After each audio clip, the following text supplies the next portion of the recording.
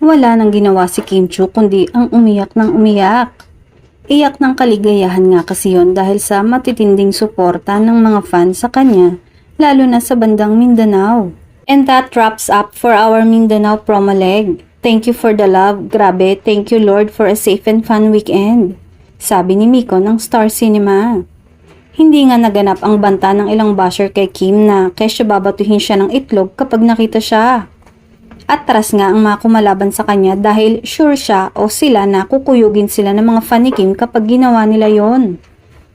Grabe nga ang mga taga Mindanao sa pagmamahal kay Kim at sure ako kikita talaga ang may love will make you disappear sa mga lugar na yon.